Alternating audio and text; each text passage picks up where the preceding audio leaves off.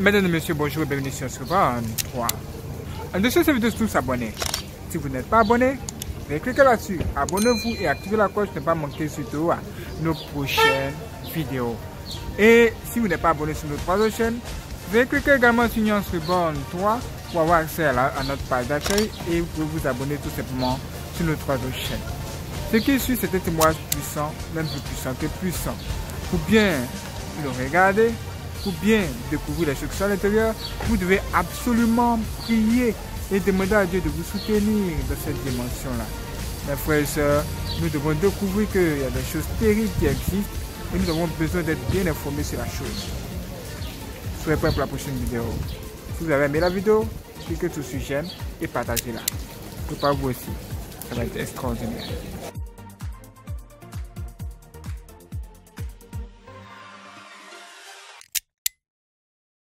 Le Seigneur m'a amené en enfer et il m'en a ramené.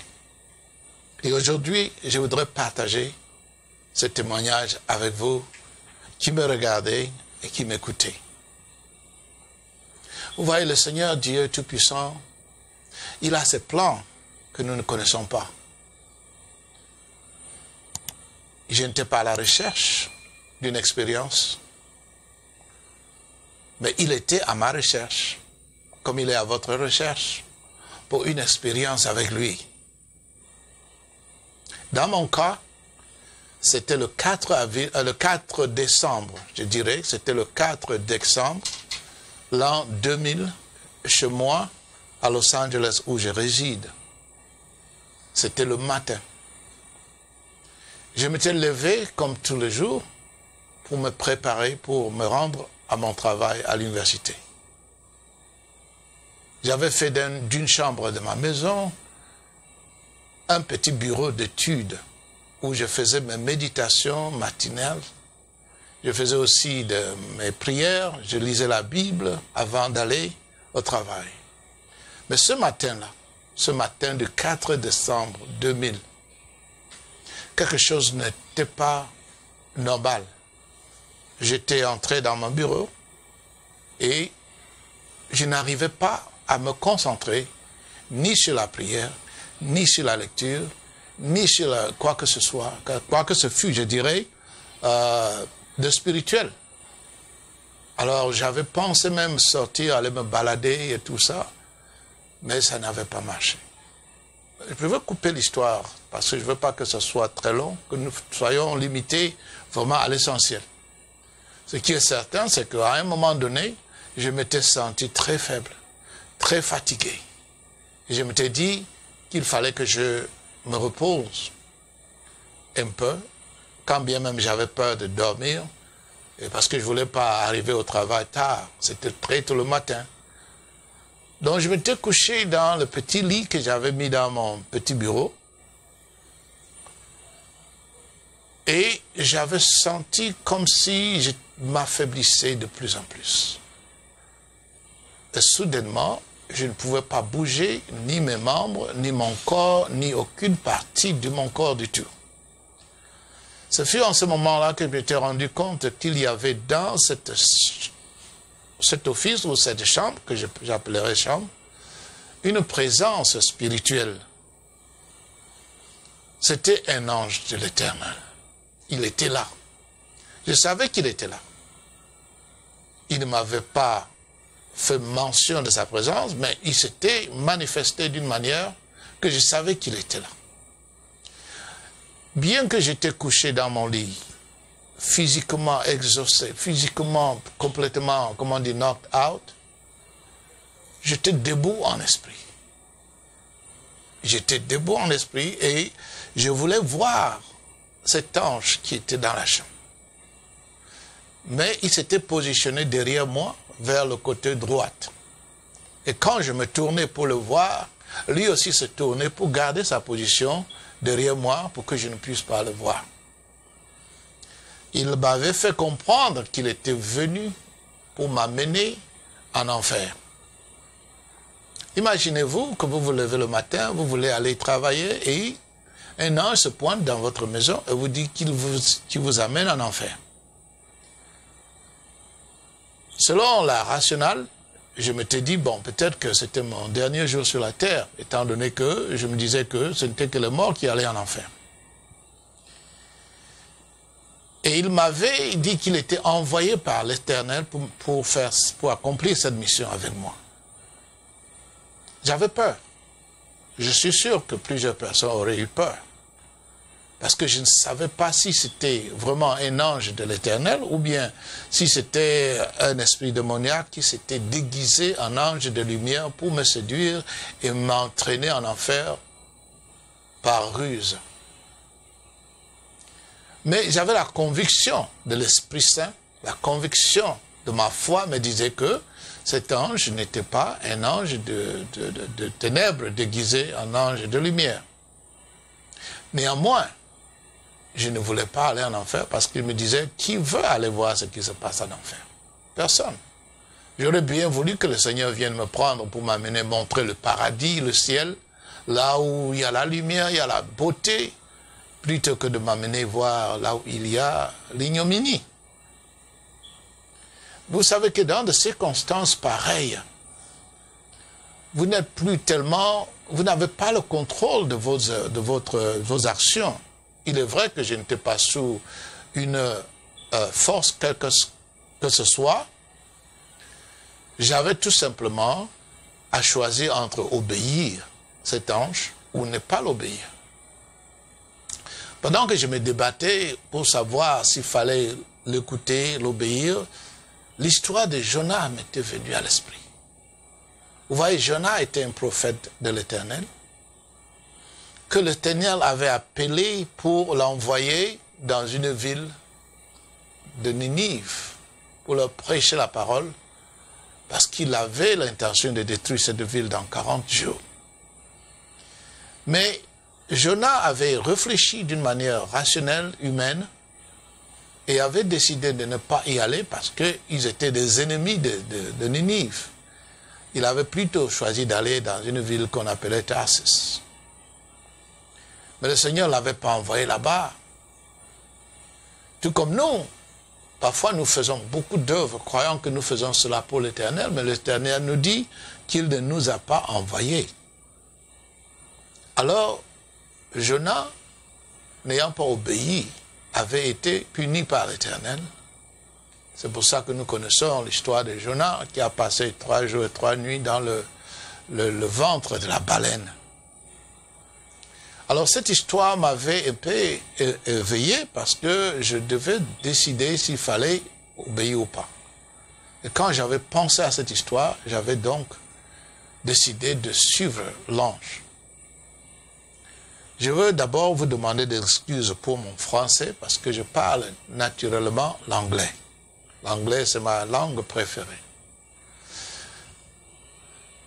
Je dirais que du moment où l'ange avait obtenu mon accord de voyager avec lui aux portes de l'enfer,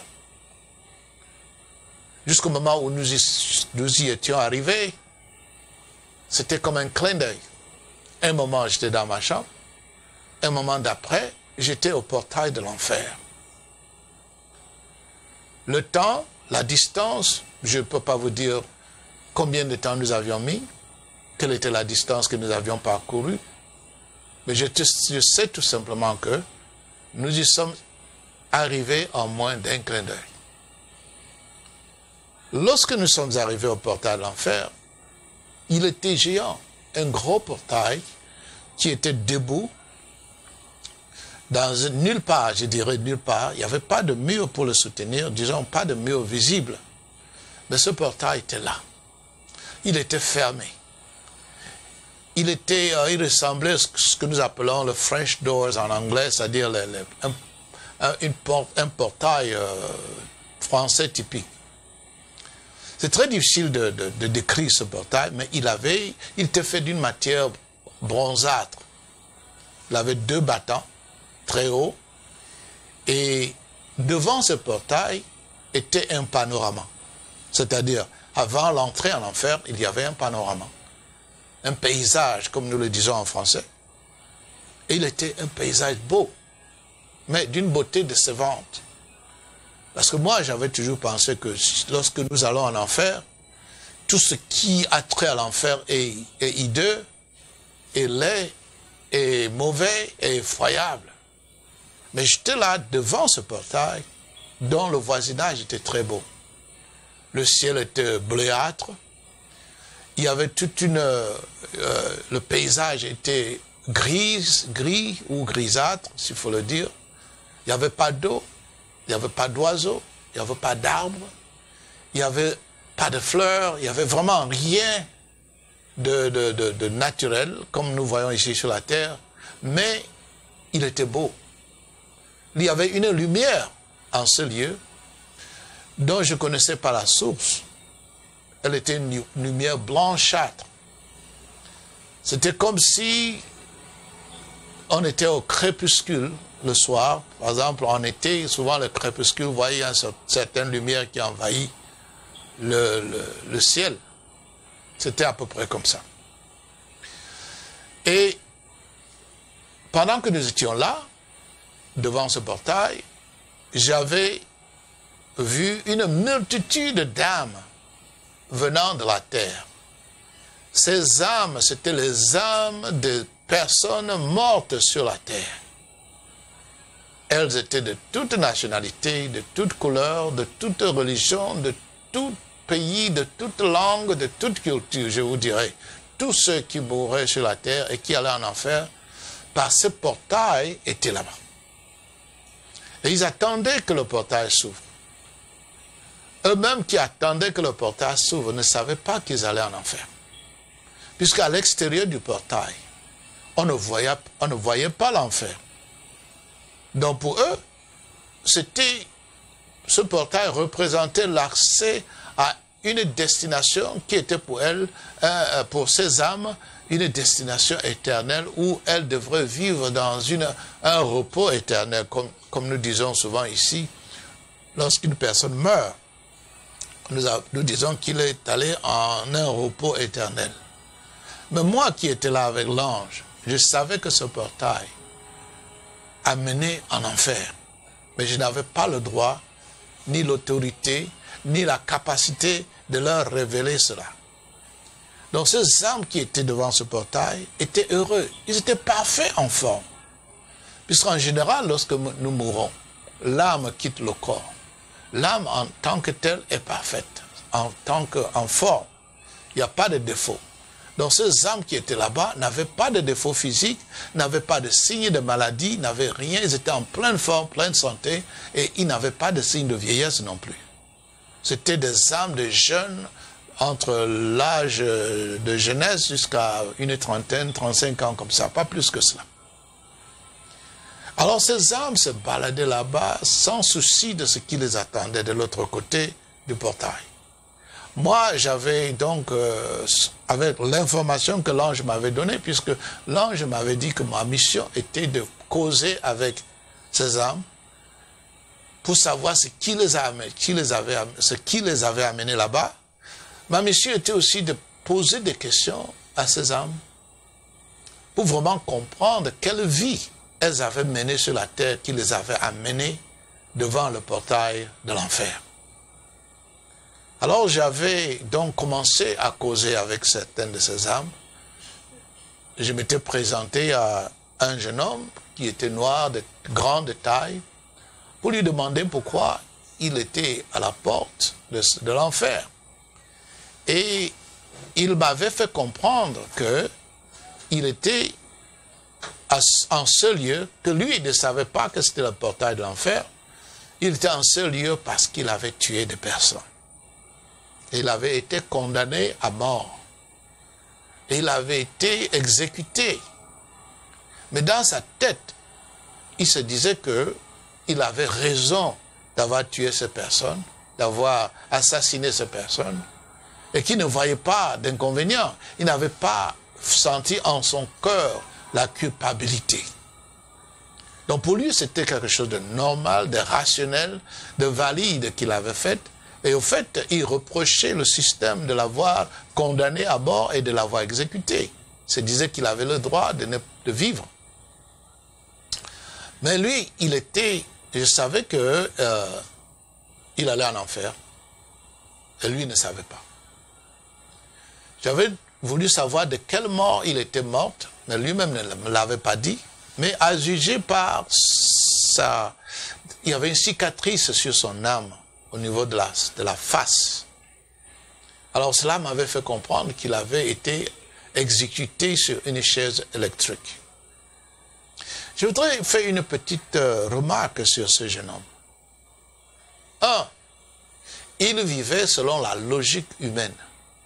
C'est-à-dire que si nous n'avons pas conscience, que nous n'avons pas la culpabilité que ce que nous avons fait déplaît à Dieu, nous pouvons nous tromper, croyant que ce que nous, parce que nous n'avons pas la culpabilité, ça veut dire que Dieu ne nous juge pas pour cet acte-là. Donc lui, il s'était senti innocent. Mais il allait en enfer. J'avais parlé avec beaucoup d'autres jeunes qui étaient là. Il y avait un à qui j'avais parlé. Il était en enfer parce que, durant sa vie sur la terre, il était coléreux. Il était un homme coléreux. Il aimait se battre, se bagarrer. Et c'est cette colère qui l'avait amené là-bas. J'avais causé avec un autre qui avait l'air très normal, qui avait l'air d'avoir une très grande intelligence et qui me parlait d'une manière très posée. Lui, il était là-bas parce que durant sa vie sur terre, il était délinquant. Il menait sa vie, comme on dit souvent, à 100 à l'heure. Il ne s'était pas soucié de la mort. Pour lui, la mort, c'était la fin de tout. Ce n'était pas le commencement d'une éternité. Pour lui, quand on mourait, c'était fini. Donc, il avait vécu sa vie sans souci, sans remorse. Il était content d'avoir vécu. Malheureusement, pendant qu'il vivait sa vie à cette vitesse-là, il avait été tué dans un accident de voiture. Je peux continuer à dire ceci. J'avais causé avec un certain nombre de personnes qui étaient là, mais, je vous dirai une chose. Toute personne qui se trouvait devant ce portail y était pour une raison très importante. Très importante. C'était, ces personnes étaient mortes sans repentance. Elles étaient mortes dans leur péché. Qu'est-ce que cela veut dire? Cela veut dire que l'Éternel, le Seigneur Jésus-Christ veut nous pardonner. Mais nous avons la liberté d'aller vers lui demander de nous pardonner, nous repentir de nos péchés. Et il va le faire, comme il l'a fait déclarer par son apôtre Jean, qu'il est juste de nous pardonner. Mais nous passons le temps à penser que nous n'avons pas de péché. Nous passons le temps à penser que si la culture accepte notre comportement, il est vrai, il est bon. Or, le péché, ce n'est pas un péché à nos yeux. Le péché, c'est aux yeux de Dieu. Alors, les personnes qui étaient devant ce portail, c'était des personnes qui avaient bien vécu pour la plupart. D'autres avaient mal vécu, c'était évident. Mais ils n'avaient pas compris que ce qui était bon à leurs yeux pouvait ne pas l'être aux yeux de l'Éternel. Et ils ne s'étaient pas mis à genoux, ne s'étaient pas tournés vers l'Éternel pour lui demander d'effacer leurs péchés dans le sang de Jésus-Christ. Ils n'avaient pas regretté le mal qu'ils avaient fait. Alors ils étaient morts dans cet état-là. Frères et sœurs, devant le portail de l'enfer, il n'y avait rien d'effrayant. Comme je l'ai dit tout à l'heure, c'était beau à voir. Et quand je parlais à ces gens, eux aussi voyaient la même chose que moi, la beauté de cet endroit. Donc ils ne se doutaient pas qu'il y avait même derrière ce portail quelque chose de différent. Alors que ce portail était un portail qui devait les amener dans un tourment éternel. L'ange m'avait dit que ce n'était pas le seul portail qui était là, qu'il y avait beaucoup d'autres portails de l'enfer. Donc j'étais seulement devant un seul portail. Il avait dit qu'il y avait beaucoup d'autres portails et qu'il y avait même certains portails de l'enfer qui venaient au lieu de la mort de la personne pour l'engloutir. C'est-à-dire ces personnes qui vivent sur terre, qui ont vendu leurs âmes à Satan, qui ont fait des pactes avec des démons, qui pratiquent l'occultisme, la sorcellerie, tout ce qui a trait à l'art diabolique. quand eux, ils meurent, ils ne viennent pas attendre devant ce portail comme celui-là. La bouche de l'enfer, comme je pourrais utiliser ce terme, vient les absorber dans ce lieu. Et c'est terrible à voir. C'est horrible à voir. L'ange me l'avait dit. Bon, si je reviens au portail, parce que je voudrais bien que vous puissiez suivre avec moi, la déception, je dirais même pas la déception, mais la manière dont ce portail était et qui ne permettait pas aux âmes de savoir où ils allaient. Vous savez, quand nous vivons sur cette terre, c'est un peu, ça me rappelle un peu la vie que nous menons sur cette terre. Il n'y a rien d'évident qui dit que bon, ce que nous faisons là va nous amener en enfer jusqu'à ce que l'Esprit Saint nous révèle cela. Ou la Bible nous l'enseigne, ou les hommes de Dieu nous l'enseignent. Par exemple, ce portail était là, il n'y a pas de mur qui le soutenait. Ce n'est pas parce qu'il n'existe, les murs n'existaient pas. Ces murs étaient invisibles. Mais quand bien même ces murs étaient invisibles, nous ne pouvions pas voir ce qui se passait de l'autre côté de ce mur en enfer. Donc Dieu n'avait pas donné l'habilité aux âmes devant le portail de voir au-delà de ce portail. Donc ce portail en tant que tel avait 5 indentations. Je ne sais pas comment l'exprimer en français. Mais c'était 5 indentations, comme si vous couchez une pyramide sur le dos, ou sur un côté, vous voyez des indentations rétrécissantes vers le milieu. Alors il y avait 5. Et l'ange m'avait dit que ces 5 indentations représentaient 5 accès à 5 niveaux de l'enfer. À ce niveau, jusqu'à ce moment-là, je ne savais pas que l'enfer avait des niveaux. Donc là où je me tenais, il y avait 5 niveaux. Le premier niveau était en haut, juste derrière le portail, et il y avait 5 autres en dessous de ce niveau-là. L'ange m'avait expliqué.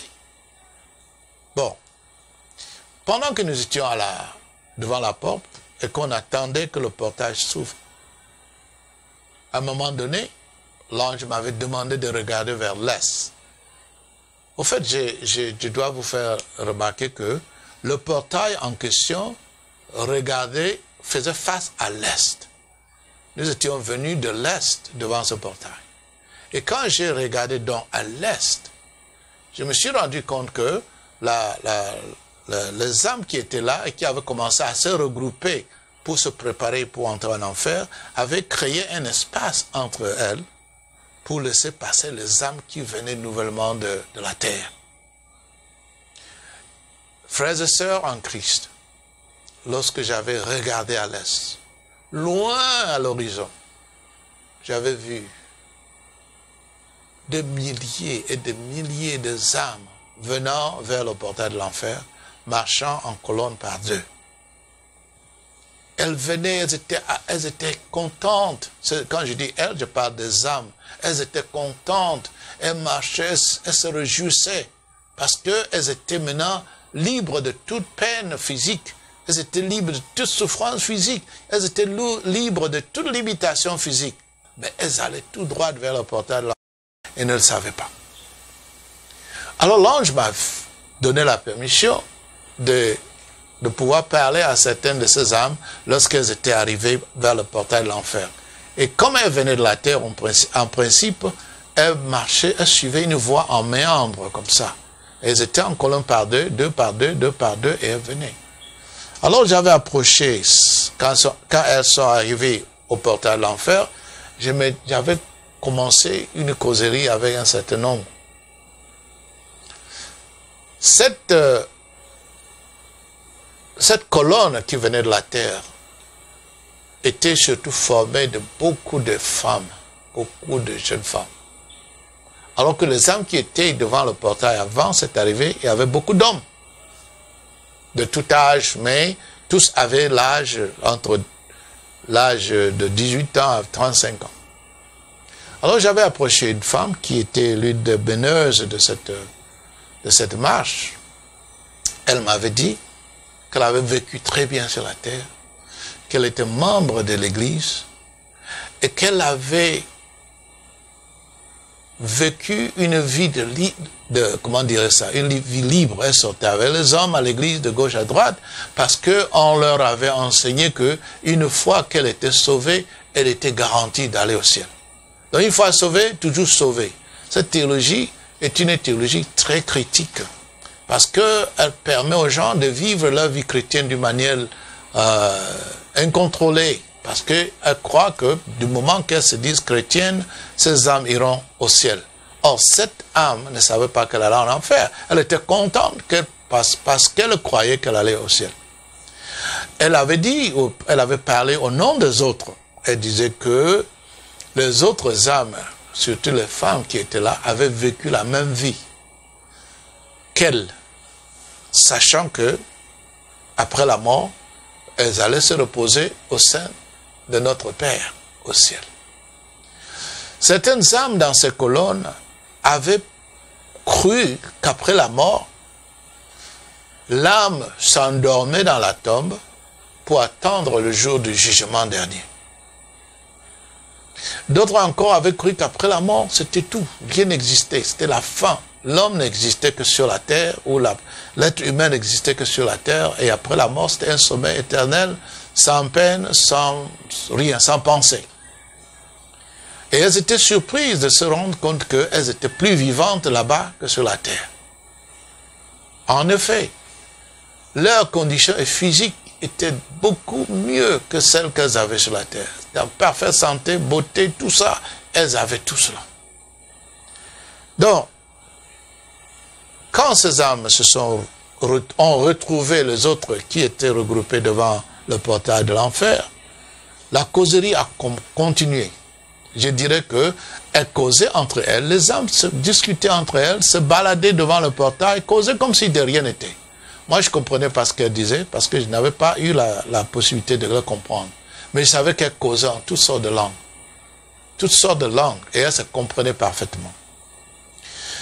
Ces âmes aussi avaient maintenu les couleurs de leur peau. Alors, je m'étais dit que peut-être les âmes qui étaient plus sombres que celles qui étaient plus blanches étaient sombres parce que c'était le degré de leur péché.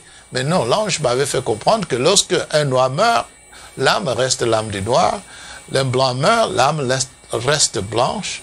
Donc, chaque personne qui meurt garde la couleur de sa race. Donc, ces âmes qui étaient de couleurs différentes, c'était tout simplement parce qu'elles venaient de différentes races sur la terre. Pendant qu'elles attendaient que le portail s'ouvre, certains d'entre eux continuaient à se comporter comme sur la terre. C'est-à-dire, ils dérangeaient. Il y a même un qui a voulu me bousculer parce qu'il pensait qu'il était encore sur la terre. Et je ne lui avais pas donné l'occasion de le faire. C'est un peu compliqué, par exemple, de faire comprendre que les personnes qui sont mortes ont encore une sorte de liberté d'expression. La réalité, ce n'était vraiment pas la liberté d'expression, c'était une liberté de comportement très limitée en ce moment. Puisque après la mort, la Bible dit qu'après la mort, c'est le jugement. Donc, elles n'étaient pas libres de la même liberté qu'elles avaient sur la terre. Elles ne pouvaient plus décider d'aller soit au ciel, soit en enfer. C'était la fin pour elles. Toi qui nous écoutes, frères et sœurs, rappelle-toi, la décision, ta décision de passer l'éternité au ciel avec le Père se fait de ce côté. Pendant que tu respires, pendant que tu es dans ton corps, pendant que tu es encore vivant sur la terre, fais la décision de là où tu vas passer l'éternité. Parce que si tu attends le faire après, ce sera trop tard. Et toutes ces âmes n'avaient pas fait cette décision-là quand elles étaient vivantes.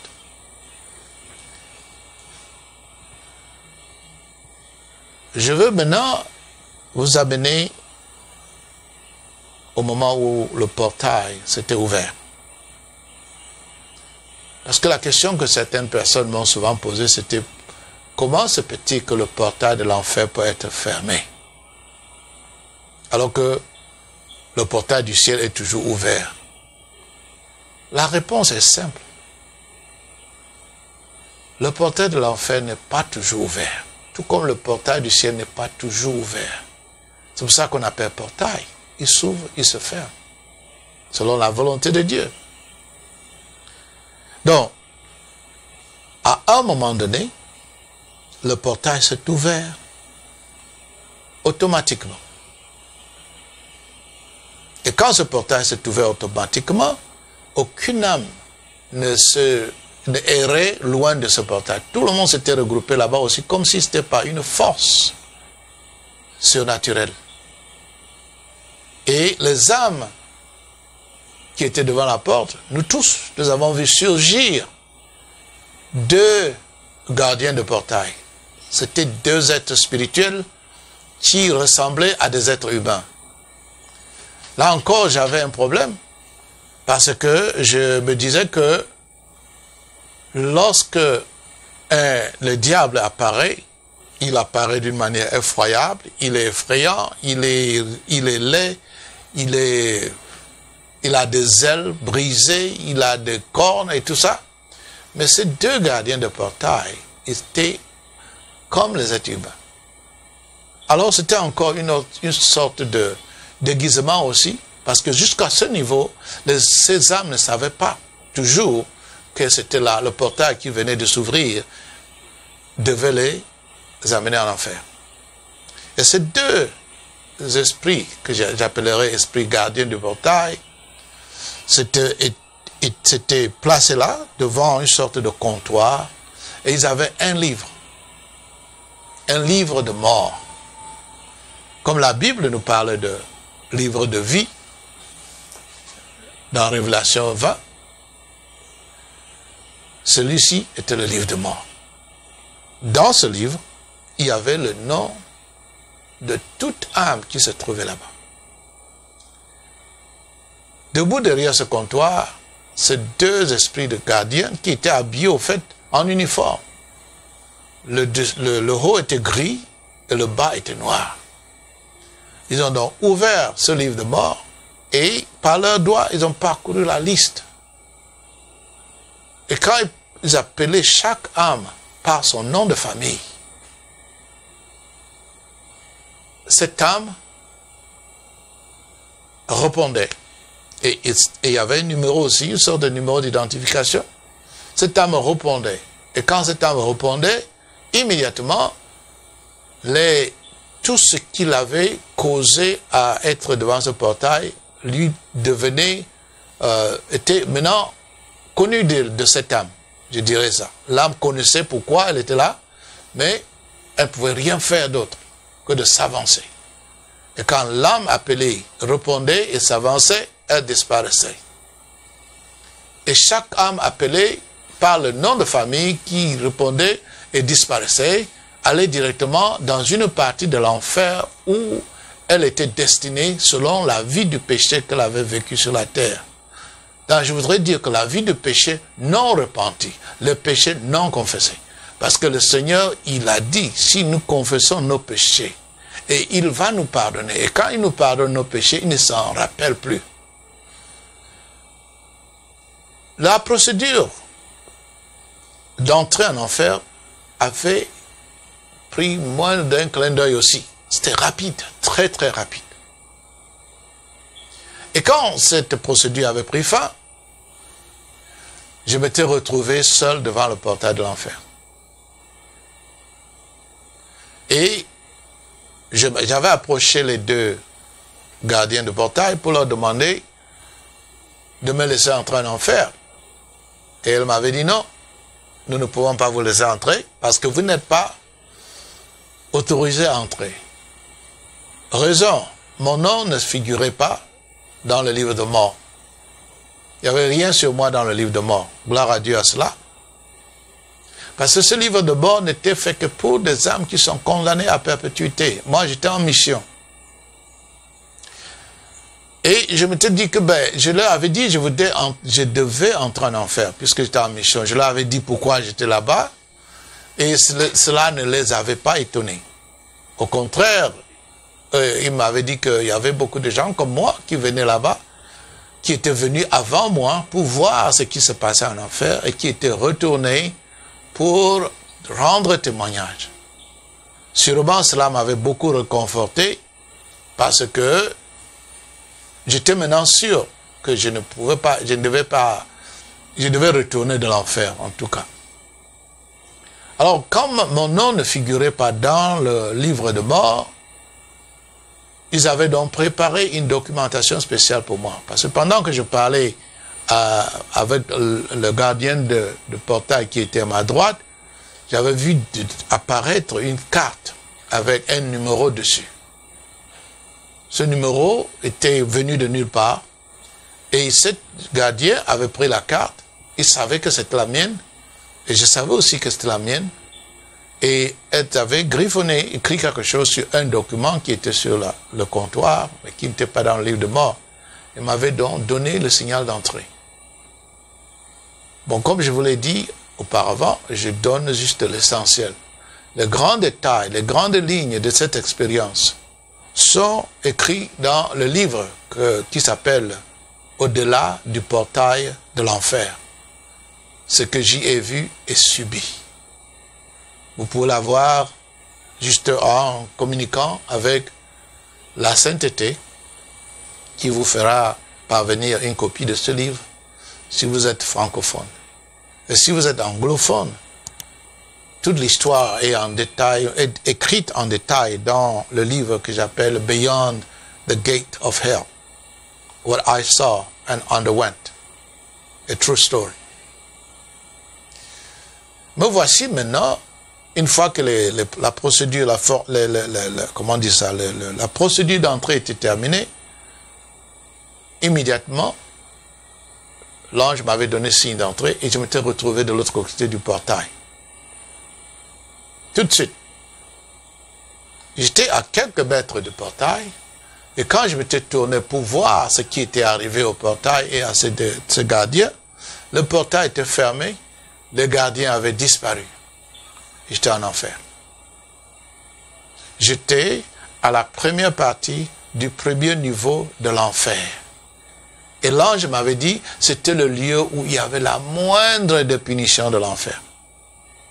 Ce qui m'avait permis de comprendre que certaines personnes en enfer souffrent beaucoup plus que d'autres. Mais je vous dirais, frères et sœurs, la punition de l'enfer est aussi pénible, plus pénible que vous pouvez l'imaginer pour tout le monde. Il est vrai que nous pouvons dire que certaines punitions sont plus grandes que d'autres, mais tout le monde souffre. Donc j'étais au premier niveau de l'enfer et j'étais positionné dans une petite espace de protection qui m'avait été alloué par l'ange gardien. Ça veut dire que je ne pouvais pas quitter cet espace parce que tout autour de moi, quand j'avais regardé au sol, j'avais vu des esprits méchants.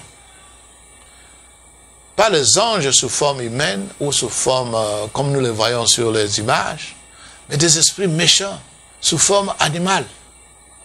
Ils ressemblaient à des souris, à des rats, à des scarabées, à des petits puces. C'était de différentes dimensions. Et ces esprits méchants qui avaient une couleur brunâtre, je ne sais pas vraiment comment la mettre, oui, brunâtre, je dirais même bronzé, je dirais ça. C'est peut-être la meilleure couleur que je peux donner à ça. C'était des créatures intelligentes. Ces esprits démoniaques communiquaient entre eux. Et ils étaient là pour torturer les âmes qui se trouvaient à cette partie du premier niveau de l'enfer. Quand j'avais regardé au sol, ils sont apparus du sol et ils couraient vers les âmes damnées. Mais avant même de les voir, tout ce qui était autour de moi, c'était que des âmes qui souffraient péniblement sous le poids de leur peine. Elles marchaient lentement, courbées, comme si elles avaient de très lourdes charges sur le dos. Et ces animaux, je les appelle animaux, mais au fait, c'était des esprits qui avaient l'apparence d'animaux.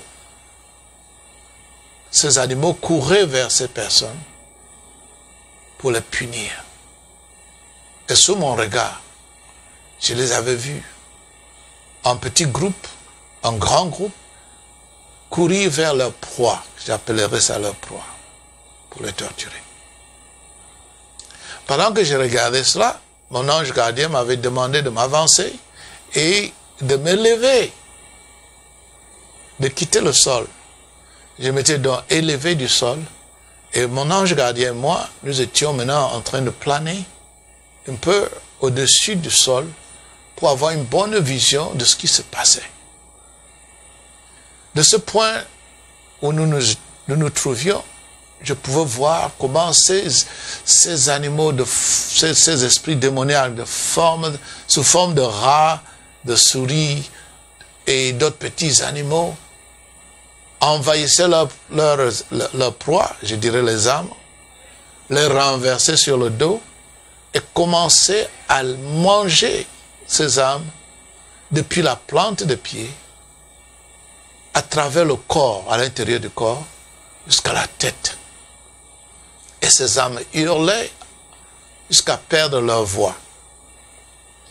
Et quand ces âmes étaient sur leur dos, sur la terre, et que ces animaux les rongeaient à l'intérieur, ils gonflaient. Je dirais ces âmes gonflaient. Et il y avait une putréfaction terrible qui sortait. Je dirais comme du pu. Le pu qui vraiment, dont l'odeur était terrible. Ça sortait. Et ces âmes, ainsi punies, subissaient cette forme de torture éternellement, avec des petits intervalles. C'est-à-dire que quand ces animaux avaient fini de punir l'âme, ils les ressortaient, et pour donner juste une seconde de répit à l'âme, avant de revenir recommencer la torture. Continuellement. Et je vous rappelle, ce n'était pas la plus grande torture en enfer, c'était la plus petite. Pendant que nous étions en l'air et que nous survolions pour voir ce qui se passait, j'avais tenté de quitter mon ange gardien pour voir si je pouvais voir d'autres parties de l'enfer. Mais je n'avais rien vu. Parce que là-bas, la volonté personnelle n'est plus. Ce n'est que la volonté du Créateur qui fonctionne. Pendant que nous étions là en haut, soudainement, j'avais regardé au creuset de mon avant-bras, juste à ce niveau-ci, j'avais vu une petite puce, comme une puce chic, qui s'était posée là. Et sous mon regard effrayant, cette puce chic avait commencé à grandir jusqu'à devenir comme un scarabée.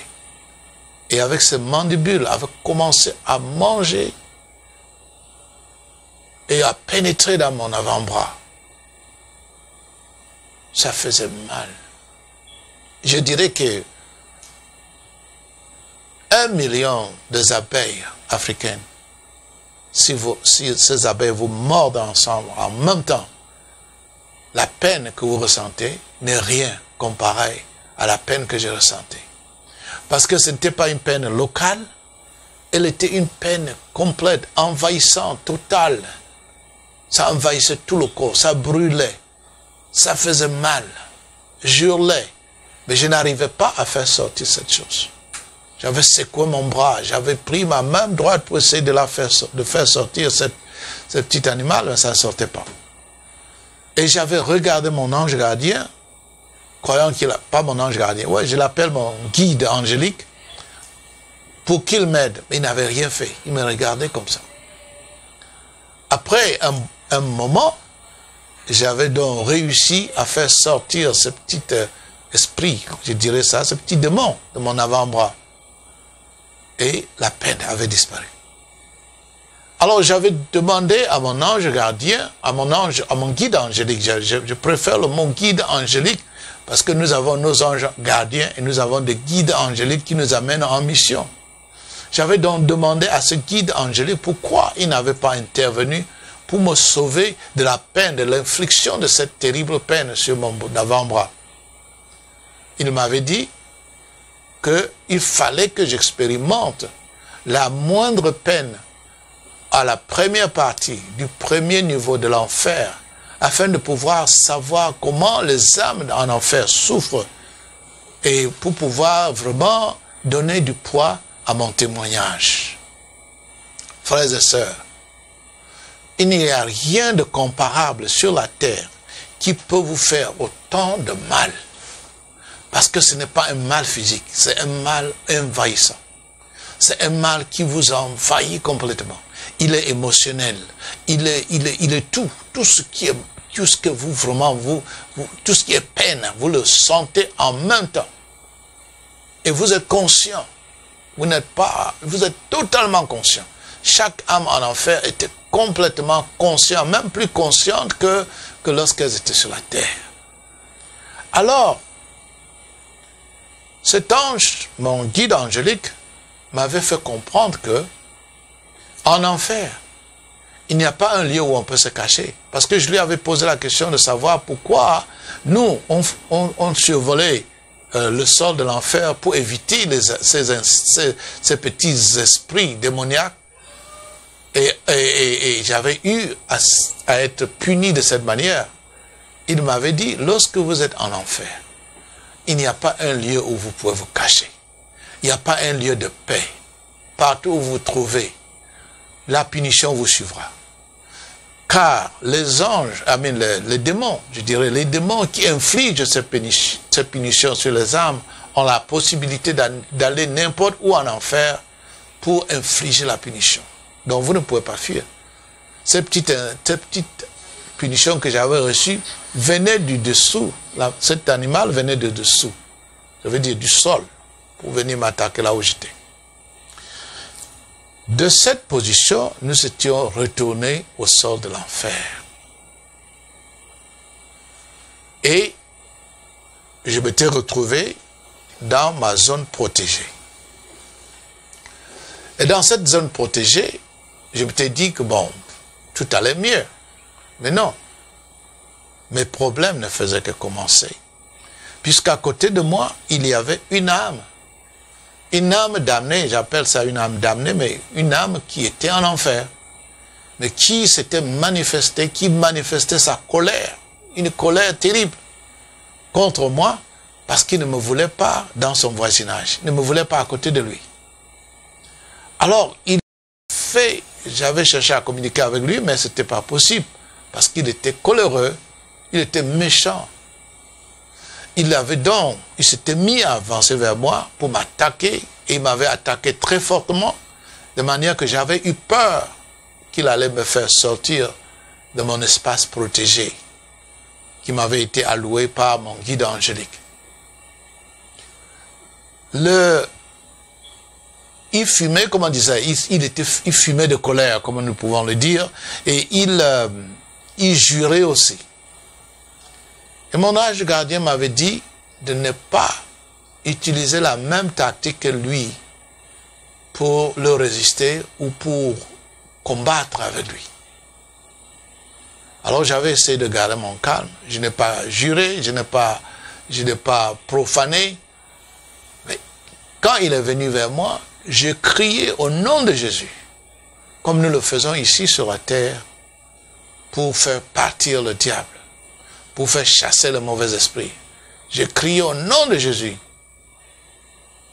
Mais ça n'avait pas eu d'effet.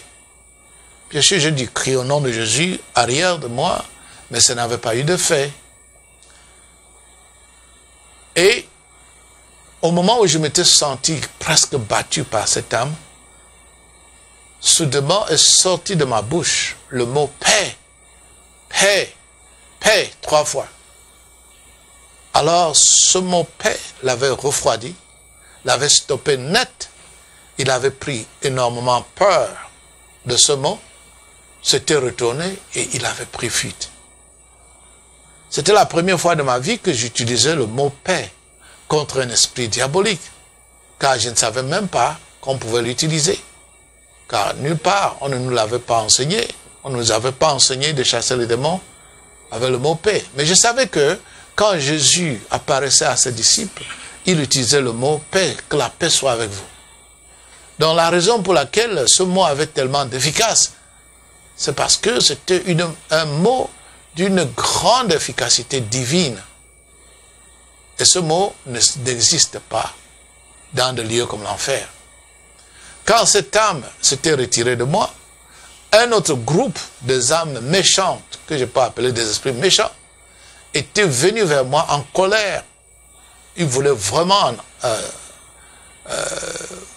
me faire du mal, parce qu'ils m'avaient entendu prononcer ce mot qui est interdit en enfer, le mot paix. Lorsqu'ils étaient venus, c'était un grand nombre. Je savais bien que je ne pouvais rien faire contre eux, puisque le mot, le nom de Jésus n'avait pas eu d'effet. Vous allez sûrement demander pourquoi le nom de Jésus n'avait pas eu d'effet. Wow. Mon ange, guide angélique m'avait fait comprendre que lorsque nous chassons les démons au nom de Jésus, c'est pour qu'ils aillent dans les lieux arides, c'est pour qu'ils aillent en enfer, c'est pour qu'ils aillent là où ils appartiennent. Et comme ces âmes et ces démons étaient déjà en enfer chez eux, le nom de Jésus n'avait plus d'impact sur eux parce qu'ils ne pouvaient plus aller ailleurs, ils étaient déjà chez eux. Par contre, le mot paix avait de l'impact parce que cela avait une force brûlante sur eux. Quand ce groupe de âmes est venu donc pour m'attaquer, je ne savais pas quoi faire, mais juste au moment où ils m'avaient pris d'assaut, ils s'étaient encore arrêtés comme la première âme avait pris peur et ils avaient aussi pris fuite. C'est alors que mon ange m'avait fait comprendre que il avait manifesté sa présence, ces âmes avaient vu sa lumière et ils avaient pris peur et s'étaient enfuis. Je vous rappelle une chose, lorsque vous êtes dans un monde spirituel comme celui-là, avec le Seigneur, il ne vous abandonnera jamais. Lorsque vous êtes sur terre avec le Seigneur, il ne vous abandonnera jamais. Quand bien même, ça peut avoir l'air qu'il n'est plus avec vous, qu'il n'est plus là pour vous. Croyez-moi, il est là plus que jamais. Seulement, il ne manifeste plus sa présence comme avant, mais il prend soin de vous. Donc, ce guide angélique qui était là avec moi, ne combattait pas avec moi, il était là à côté, mais il faisait son travail pour me protéger. Parce qu'il avait reçu pour mission de m'amener là et de me ramener sain et sauf. Après tout, je n'avais pas vu de démon de forme humaine à cet endroit. Et je m'étais dit, comment se peut-il qu'en enfer, je ne vois pas les démons, je ne vois pas tous ces démons que nous connaissons sur la terre. Mais mon ange gardien, je dis toujours mon ange gardien, mais c'est mon guide angélique, m'avait fait comprendre qu'il y avait en enfer différents endroits qui étaient complètement différents les uns des autres. Il y avait des endroits où les anges, les démons, je dirais, ne se manifestaient pas de la même manière. Par exemple, là où j'étais, les démons se manifestaient sous forme de petits animaux, juste pour infliger la punition sur les âmes damnées. Mais, pendant que j'étais déjà content que voilà, je venais de gagner 2 victoires sur les âmes méchantes, un vrai démon s'était apparu. Il était un démon de forme humanoïde. Il était court, trapu, musclé, blanc, chauve, avec un nez crochu, des dents de scie, des sourcils très saillants, des yeux rétrécis derrière les orbites et des oreilles très pointues et longues, et il n'avait pas de queue. Et il était nu, complètement nu. Il me regardait d'une manière féroce, très féroce. Alors j'étais étonné parce que je savais que son genre de démon n'existait pas en celui. Alors nous avions commencé une communication. J'ai commencé une communication avec lui pour savoir pourquoi il était là. Je vais vous dire une chose au sujet de la communication dans le monde spirituel. Elle n'est pas nécessairement verbale, elle est télépathique. Par exemple, quand l'ange est venu me chercher pour qu'on aille en enfer, on communiquait, mais c'était télépathique. Il mettait je pensais aux choses, il me donnait la réponse. Je lui posais des questions mentalement, il me donnait des réponses. Mais parfois, c'était comme s'il me parlait verbalement. Mais au fait, c'était comme ça. Ce démon m'a fait comprendre qu'il était venu du fond de l'enfer envoyé par la hiérarchie infernale pour m'empêcher de retourner vivant sur la terre. Sa mission était de m'arrêter et de m'amener aux profondeurs de l'enfer pour que j'y sois pour toujours.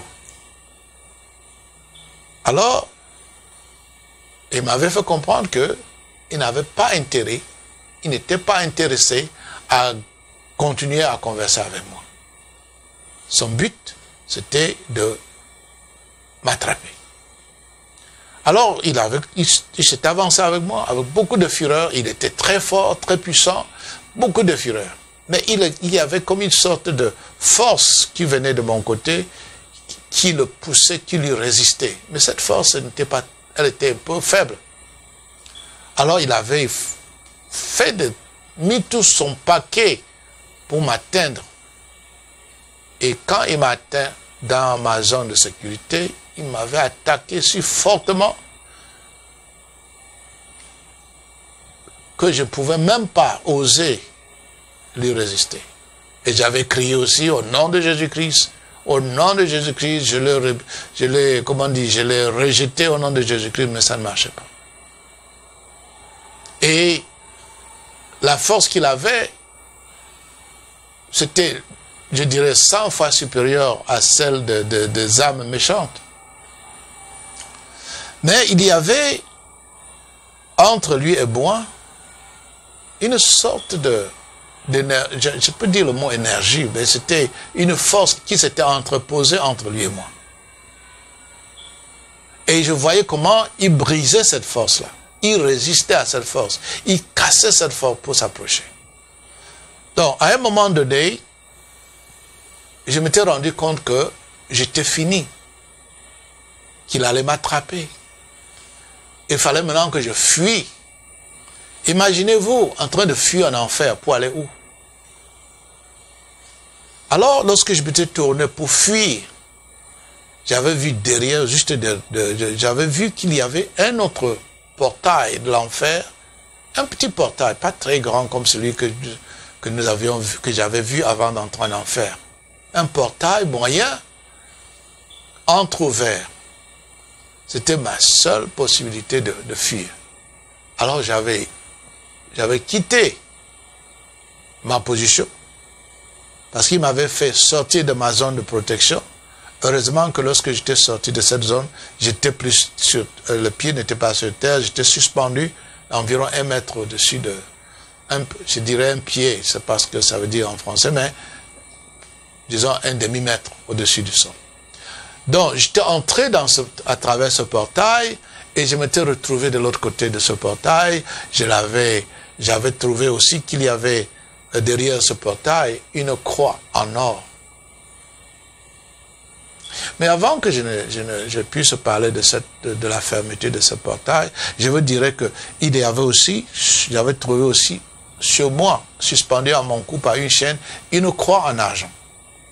Et j'avais pris cette croix, j'avais tenu devant moi, entre lui et moi, et je l'avais rebuke, comme on dit là, j'avais crié au nom de Jésus-Christ, je te rejette, je te chasse au nom de Jésus-Christ, parce que j'avais appris que c'est comme ça que les prêtres chassaient les démons, faisaient l'exorcisme. Mais ça n'avait pas de valeur. Cette croix en argent n'avait pas de valeur. Et je ne sais pas pourquoi c'était suspendu, mais j'avais appris une leçon que même la croix que les prêtres utilisent pour chasser les démons sur la terre ne pouvait pas fonctionner là-bas. Donc, quand j'étais derrière ce portail, je l'avais fermé avec la clé en or, et c'était un portail qui était opaque du côté où j'étais et qui était lumineux du côté où le démon se trouvait. Et ce petit portail, je dirais, ce petit battant de porte a commencé à infliger sur ce démon une lumière forte, très forte, brûlante, étouffante. Et je pouvais observer ça de l'autre côté. Mais lui, il continuait à résister, il continuait à s'avancer, parce qu'il n'avait pas intérêt à rater sa mission. qui était de m'attraper. Il voulait absolument venir briser cette portail-là, passer de l'autre côté pour m'attraper. Mais pendant ce temps, ce n'était plus moi qui combattais, c'était lui, c'était la bataille entre lui et la lumière qui émanait de cette porte. Cela avait duré pendant un moment et j'avais remarqué qu'il commençait à perdre de force. Parce qu'il avait épuisé de toutes ses forces. Alors, comme nous le savons tous, la lumière finit toujours par triompher des ténèbres. À un moment donné, il avait poussé un cri de colère, un cri amer, et il avait disparu. Et la porte, derrière laquelle je me tenais, avait aussi disparu, les croix avaient disparu, et je m'étais retrouvé encore dans mon espace protégé. J'avais demandé à l'ange, toujours comme d'habitude, pourquoi il ne m'était pas venu au secours. Il m'avait fait comprendre que toutes les victoires que j'avais eues en enfer, c'était à cause de lui. C'est lui qui avait participé à la bataille sous une forme ou une autre. Frères et sœurs, mon expérience en enfer est longue. Je vous ai donné ici un résumé. Dans le livre que j'ai écrit, j'ai mentionné beaucoup de versets bibliques qui vous aideront à mieux comprendre pourquoi cette histoire était réelle. L'ange m'avait amené là-bas pour que j'observe ce qui se passe en enfer, les punitions, les raisons pour lesquelles les âmes y allaient, les différentes sortes de tortures qu'il y avait au lieu où je me trouvais, afin que quand je revienne, je puisse avertir mes frères humains.